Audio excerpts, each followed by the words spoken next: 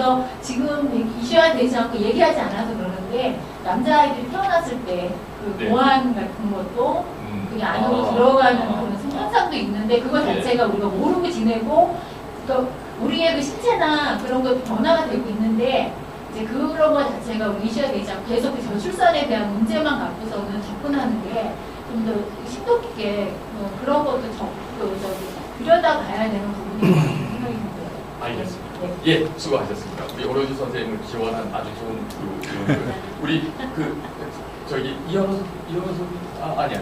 여기 우리 선생님. 아니. 선생님, 이사장.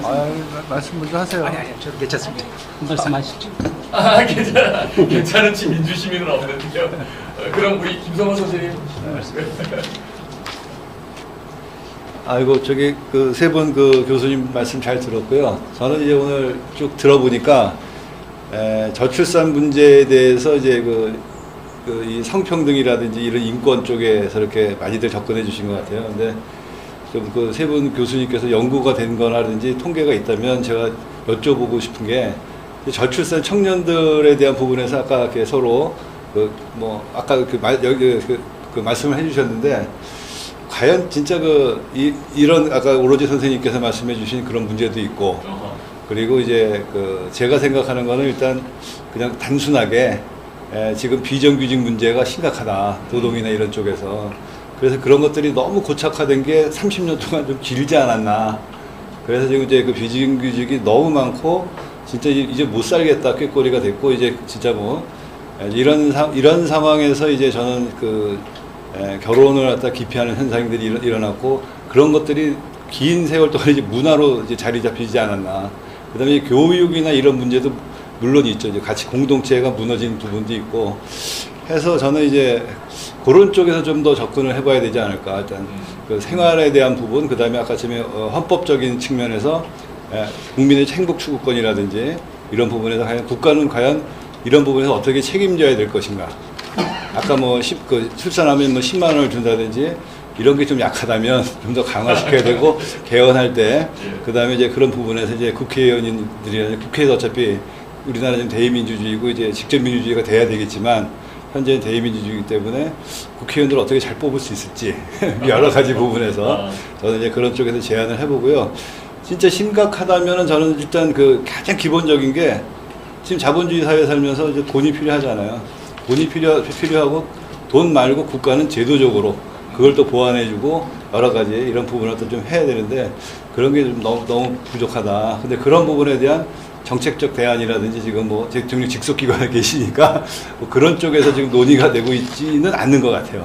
제가 이제 강의를 들었을 때 그런 부분에서는 어떻게 지금 조금 좀 어떤 식의 대안이 있는지 하실 계획은 있는지 좀 여쭙고 싶습니다. 저출산 문제를 일으키는 원인은 저출산 자체를 넘어서고 있는데 그런데 대한 총체적인 대안이 부족한 거 아니냐 이런 말씀이신데 제가 시민과 미래 이사장님이라는 위치를 좀 고려해서 그럼 조금 사실 좀 뒤에 여쭈려고 했는데 이런 부분에 대해서 오늘 하시면서 우리가 시민 쪽에서 할 만한 일이다 이런 것은 혹시 머리에 떠오르신 게 없었습니까? 그래서 이제 오늘 아까 교수님께서 말씀하셨지만 이제 세상을 아까 어떤 분도 말씀하셨고 세상을 바꾸려면 시민과 미래같이 이렇게 시민사회 단체에서 뭔가 역할도 좀 해야 되고 그러는데 이런 식의 토론을 갖다가 이제 오늘 처음으로 이제 동국대 1기부터 8기까지 하면서 이제 오늘 처음으로 마련했고 이런 기회가 좀 더 많아져야 된다. 그리고 아까 교수님께서 정치인들을 모셔와야 되는데 여기 하루 종일 있을 정치인이 없겠다라는 생각. 그와 더불어서 이제 저는 요새 박원순 시장이나 행안부에서 이제 주민자치회, 주민자치위원회에서 주민자치회에서 직접 민주주의 요소의 주민자치회가 이제 앞으로 이제 계속 이제 활성화될 예정인데 이런 주제를 가지고 주민자치회에서도 동네에서 먹고 사는 부분 청년 실업에 대해서 주민자치의 의제로서 같이 토론하고 어떻게 방안들, 동네 아줌마들, 동네 여러 계층의 주민자치위원들이 있으니까 그런 사람들과 같이 토론회를 갖다가 지역에 있는 국회의원이나 구청장 모셔놓고 이런 식의 똑같은 의제를 가지고 한번 해서 공론화시키는 이런 것들을 갖다 좀 한번 기획을 해서 한번 제안을 해주시면 고맙겠다는 말씀드립니다. 알겠습니다. 예, 아주 막강한 여러 가지 민주시민 교육 네트워크가 필요하겠는데요. 아까 꼴좀 하셨던 저기 한번 돌아가. 우리 유경도 선생님. 네. 저 유경. 저 편한 대로 하십시오. 편한 대로 해도 되죠? 예, 앉아서 하세요. 민주시민답게. 네, 말씀 잘 들었고요. 저는 뭐 사실 늘 저희 이제 그 교수님 강의 들으면서도 말씀드렸지만 인문학 주성이 좀 부족한 사람이라서 오기 전에 약간 뭐 예습이랄까 한다고 해서 제가 어떻게 인터넷 찾아보니까 한국보건사회연구원에서 발표한 부정적인 결혼 및 출산에 대한 인식에 대한 여론조사가 있었는데요. 그걸 보니까 제일 큰 원인으로 그 소득 및 고용에 대한 불안정을 한 49% 정도 답변하는 게 있었고, 여러 가지 뭐 비용 부담에 대한 게 한 22%. 그러니까 결론적으로 지금 그런 부정적인 인식은 다 경제적인 이유에서 있다는 것이 지금 공개적으로 있다는 걸 봤고요. 저 개인적으로도 지금 저는 그 평균에 못 미치는 애 하나 키우고 있는데, 네, 저희 집 저는 와이프랑 정말 고맙게 생각하는 게, 제가 굉장히 결혼도 늦게 했고, 또 말씀하신 대로 산부인과도 한 1년 다녔습니다. 네, 그런 개인적인 사정이 있는데, 어쨌든 저랑 결혼해준 사랑하는 와이프랑 딱 쌓아놓은 이유는 딱 하나인데, 사교육비 때문에.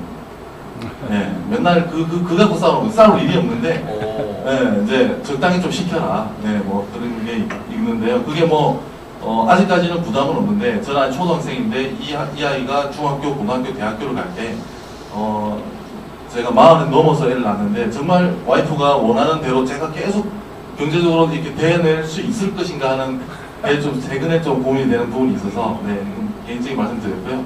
제가 이제 궁금한 거는 제가 이상석 교수님께 드리고 싶은데요. 인구론적으로 아까 저희 나라 가지고 5,300만 찍고 지금 이제 4천만 대 해서 곧 사라질 수도 있는 위기에 있다. 그게 남한의 인구적인 통계라고 저는 이해하고 있는데요. 지금 현재 우리가 이제 평화 시대가 지금 도래하고 있고, 어떻게 보면 독일과 같이 곧 내후년에 갑자기 문이 열릴 수도 있는 그런 상황이, 정치적 상황이 올 수 있다고도 생각하고 희망도 가지고 있는데요. 그런 북한에 대한 3천만 명이라고 얼핏 듣기도 했는데, 그런 인구와 이렇게 어우러진 그런 인구 조사나 통계라든지 혹은 그런 검토들이 정부나 혹은 이렇게 교수님들이 하고 계신 게 있는지 있으시면 약간 소개해 주시는 기회 주시면 네, 좋을 것 같습니다. 이 부분은 정보에 대한 거니까 이상식 선생님께서 간단하게 여기. 간단한 건 하지 않고요. 그렇습니까? 제가 운영을 잘못한 모양인데. 짧게 말씀드리면, 북한에서 인구 주민제도라고 해서 우리가 인구 센서스 같은 걸 합니다. 그래서 2대 2가 끝났고 15년 기간인데, 3차 하는데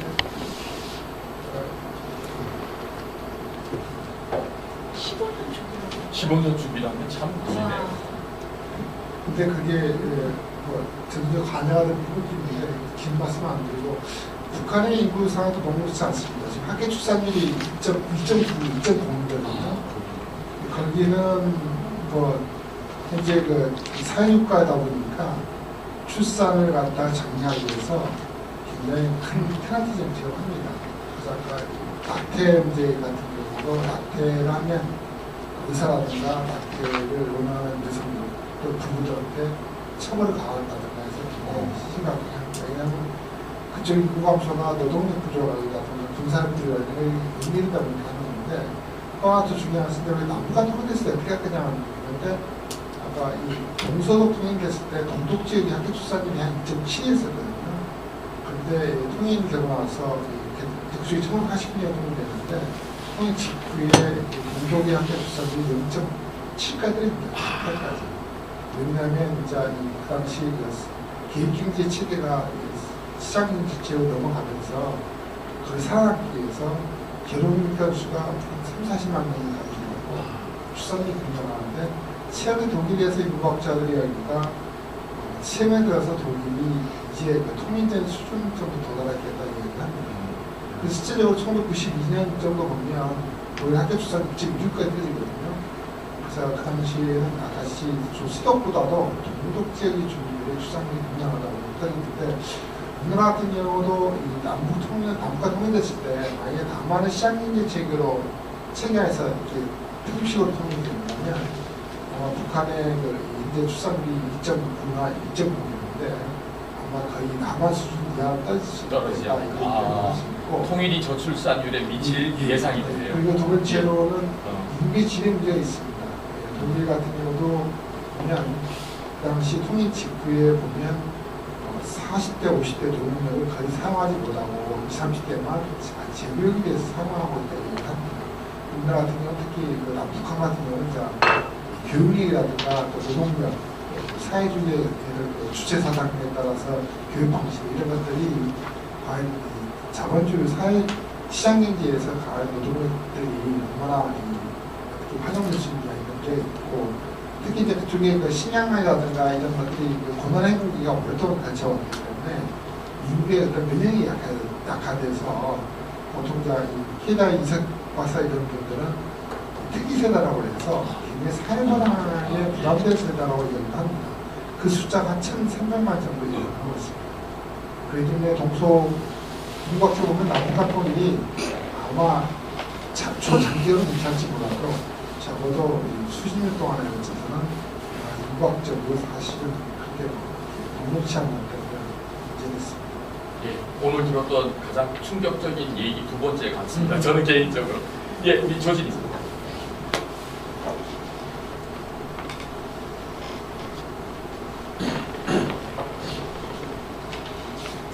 네, 세 분 말씀 너무 잘 들었고요.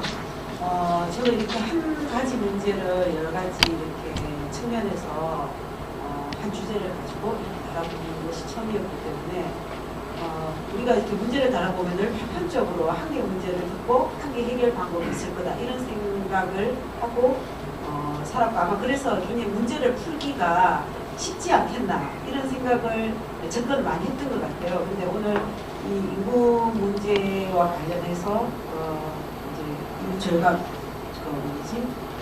인구 문제와 이제 노령화 문제를 동시에 이렇게 이야기를 이렇게 하다 보니까 이것은 어쩌면 시대 전 세대들이 어떤 전환의 어떤 시기에 더 이상 살 수 없음을 여러 가지 방식으로 부르짖는 것은 아닌가. 그러면 그것을 해결하는 방법이 이래야 함 저래야 함 그렇게 간단한 문제로 해결될 수 없을 것이다 라는 것으로 저는 이해가 되고요. 그래서 오늘처럼 이 문제를 가지고 전문가뿐만 아니라 우리가 이 부대칭 문제 그 다음에 이 생긴 변화들을 우리가 그냥 이렇게 문제 해결 방식으로 갈 수 있는 부분은 아니고 이 철학도 바꿔야 되고 패러다임도 바꿔야 되고 여러 가지들을 같이 공감하면서 하지 않으면 이 문제는 해결할 수가 없다. 왜냐하면 그래서 우리가 사라지자고 작정한 태도거든요. 원하든 원치 않든 긍정적으로 가고 싶어 하지만 이것은 우리 선택이 내가 그렇게 하고 싶다가 아니라 더 이상 살 수 없기 때문에 나는 그렇게 반대 부정적인 선택으로 하면서 그 지점이 있기 때문에 그 전체가 이것을 이런 여러 가지 문제, 경제적인 문제, 성평등의 문제, 그 다음에 노동의 문제를 다, 그 다음에 또 이제 우리를 대표하는 누군가가 이걸 더 적극적으로 달아줄 수 있는 사람들, 어떤 대의적으로 그런 여러 가지 전체 총체적인 문제로 다뤄지지 않으면 굉장히 어렵겠다. 왜냐하면 저도 아이가 둘인데요. 처음으로 그런 이야기를 하더라고요. 나는 우리 부모님처럼 잘 살 자신이 없다. 그리고 저도 그런 걸 읽었던 것 같아요. 아마 지금 우리 세대가 처음으로 부모 세대보다 못 사는 그 자식 세대를 지금 늘 왜냐하면 우리 부모님이 나를 교육을 시킬 때는 지금 나는 없어도 너희를 교육시키면 너희들은 더 지식인이 되고 공부도 더 많이 하고 더 나은 세상을 살게 될 것이라는 희망을 가지고 매일매일 이렇게 어렵게 살아도 기쁨으로 살았는데 지금 저는 제 애를 키우면서 제일 좋은 교육을 다 시켰지만 그 애는 나한테 결혼할 수 있을까? 지금 한다 안 한다 야 이거 그렇게 내 머릿속으로 어렵다라는 그런 발언을 했을 때 이 희망을 주지 못하는 그런 부분들 그런 생각들을 하기 되는 것 같아서 우리가 이제 한반도에 대전환의 시대가 온 것처럼 총체적으로 우리가 바꿔야 되는, 그래서 다 머리를 맞대고 해봐야 되는 것 같고, 시민사회와 정치세계가 이런 부분을 오늘 같은 이런 자리가 계속 해야 되는데 그것이 할 수 있는 부분들이 우리가 참여하고 해야 되지 않을까, 그런 생각을 하면서 좀 답답하지만 그래도 또 각계 각층에서 연구를 하고 계시니까 이런 발전을 꼭 고민할 수 있는 것 같습니다. 예, 감사합니다. 잠깐 뭐 첨언하자면 우리가 2세대 동안 열심히 살았는데 실질적으로 살고 나서 뒤돌아보니까는 실질적으로 뭔가 지금 굉장히 이상한 그 사태에 직면해 있다. 뭐 이렇게 얘기되는 당혹스러움, 이런 걸 아마 대전환으로 표시해 주셨던 것 같습니다. 우리 이현호 선생님.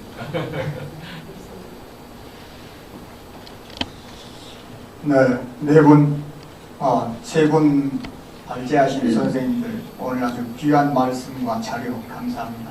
그리고 우리 또 홍 교수님 멋지게 이렇게 이끌어 주셔가지고 오늘 그 오전부터 지금까지 시간이 너무 행복한 시간이 된 것 같습니다. 지금은 안 그렇습니다만 저는 얼마 전에 임신해서 지나가는 여성분들을 보면은 마음으로부터 힘받다 하고 속으로 외쳤습니다. 그리고 지나치고 나서 뒤돌아보면서 마음으로부터 응원에 이렇게 눈길을 보내기도 했습니다. 저는 딸 둘입니다.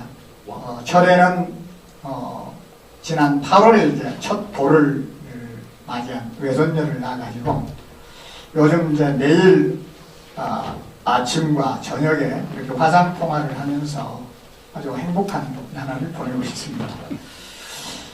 그런데 둘째는 결혼한 지 지금 3년이 됐습니다만 아이 낳을 생각을 갖지 않습니다.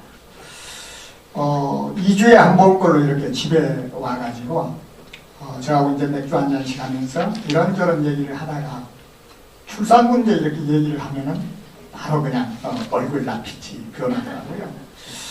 그래서 이제 뭐 가능하면은 그 얘기는 끊이지 않으려고 합니다만은 오늘 이렇게 이제 우리 정 교수님 강의를 들으면서 저출산 극복 얘기는 하지 말자 하는 얘기에 저는 굉장히 충격을 받았어요. 그러다가 이어서 비형의 문제를 극복하고 주거 문제를 극복하고 또 성차별 문제를 극복을 우선시하자 하는 이 얘기를 들으면서 이 말 속에 저출산을 극복하자는 얘기가 바로 담겨 있구나 하는 것을 느낄 수가 있었습니다. 그래서 저는 이렇게 질문을 한번 드리고 싶습니다. 우리 둘째 딸을 비롯해서 주변에서 아이를 낳지 않으려고 생각하고 있는 우리 주변, 제 이제 또래면 또래 이런 동료나 또 후배들에게 야 이런 얘기를 해서 우리 자녀들이 아이를 갖도록 교육을 하면 어떻겠느냐 했을 때에 어떻게 교육하는 것이 좋을까 하는 걸 간단하게 한번 말씀드리고 싶고요. 그 다음에 이제 우리 송 박사님께 아까 우리 젊은 친구들 얘기를 했습니다만은 요즘 들어와가지고 참 문제가 심해지는 게 뭐 남성 혐오, 여성 혐오 이런 문제들이 이제 많이 사회적인 또 이슈가 되는 것 같습니다. 그래서 이런 문제들이 과연 이 출산 문제하고도 어떻게 연계되는가 하는 것을 한번 묻고 싶고요. 그 다음에 이제 홍성환 박사님한테 네네. 그리고 이제 우리 이 교수님께 한 말씀 또 드리면은 제가 몇 년 전에 어느 포럼회를 나갔는데 그 당시에 중국 대사께서 나오셔가지고 얘기를 하고 난 다음에 플로에 계신 분들이 왜 중국은 산하를 한 명으로만 제한을 하느냐, 그건 인권적으로도 문제가 있고 윤리적으로도 문제가 있는 것 아니냐 하고 이렇게 얘기를 하니까 그건 이제 국가 정책이기 때문에 내가 그걸 여기서 얘기하는 것은 적절치 않은 것 같다 하시면서 만약에 그걸 2명, 3명으로 낳게 한다면은 세계 식량 문제는 어떻게 될 것이며 지구온난화 문제는 어떻게 될 것이냐 하고 웃으면서 이렇게 넘어가는 것을 느꼈습니다. 그런데 지금은 이제 두 명으로 이렇게 뭐 얘기를 하는 것 같아요. 그런데 한 20년 전만 하더라도 인구가 세계적으로 봤을 때는 한 60억 정도로 제가 알고 있습니다만 지금은 80억이 넘은 것으로 알고 있습니다. 그렇다면 유럽이나 한국이나 이렇게 보면은 저출산 문제가 심각한데 왜 그럼 세계적으로는 인구가 이렇게 더 늘어나게 될까? 이거는 어떤 상관관계가 있을까? 이런 데 대한 의문점이 좀 있습니다. 감사합니다. 이 선생님 너무 감사합니다. 제가 꼭 묻고 싶었던 질문이거든요. 예, 우리 서관자 선생님. 예. 저는 그냥 이렇게 너무 이렇게 거대 담론보다는 저도 이제 내년도에 부활이 동시에 아마 결혼을 할 예정으로 지금 잡혀 있으면서 상당히 이제 기대되는 게 이제 2세들, 손주 뭐 이런 개념이 막 지금 머리에 막 상상이 되면서 하나 불안한 게 있어요. 누가 봐주지? 예, 이거가 지금 이게 현실적인 거죠. 누가 봐주지? 또 하나는 아까 이제 말씀하시는 것 중에 그러니까 젊은 아이들이, 그러니까 청년 그 실업을 일자리를 늘려줘야 된다. 일자리를